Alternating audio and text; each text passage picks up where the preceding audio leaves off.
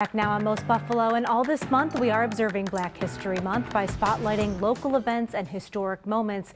And today we're talking about an exhibit created to honor the stories of local African-American community leaders. Say Their Name, Honor Their Legacies is a project launched by the Uncrowned Queens Institute, and we are happy to welcome back to Most Buffalo the Institute's co-founder, Dr. Barbara Seals Nevergold. I said I wanted to see you soon. I didn't know it was going to be this soon, but I'm so glad it is. Oh, it's a pleasure to see you again. This exhibit just opened at the Buffalo History Museum. Yes. What sparked the idea and how did it get underway? Well, it's actually an idea that's probably had its seeds planted 20 years ago when we started, Peggy Brooks Bertram and I, the Uncrowned Queens Institute. And in 2001, we did a program called Queens in Their Hats, a collaboration with the then Studio Arena, where we did an exhibit that went along with an exhibit of photographs of Black women in their hats that went along with the play Queens. And then we've done oral histories.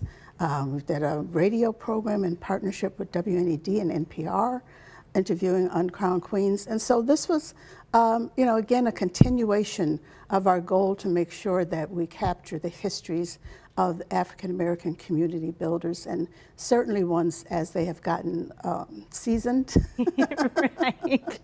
that we want to make sure we preserve their stories. And so our idea was, look, we have a number of these individuals who really have not stopped working, and then they're in their 80s and their 90s, and even a centurion. And we wanted to make sure they would not only capture their photos, but we captured their stories in video. And that's something that's very interesting, that these are people who are here right now that you have the opportunity to talk to and ask questions of. How did you decide who to choose?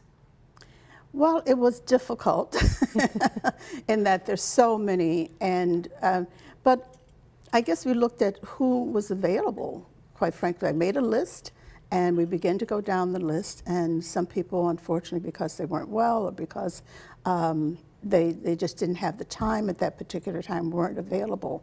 But we intend to go back to them because we'd like to continue this project. Now that this exhibit has opened and you take time to look at it, what strikes you the most about how it's all come together? The beauty of the people, the beauty and the diversity of the people. I mean, men and women.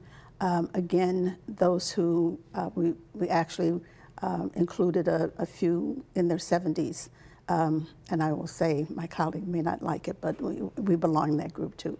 But you know, again, we were just so impressed as we looked at the list and as we talked to the people, that many of them, most of them, were still engaged in the community and activities that younger people really should be aware of, and younger people really can take inspiration from.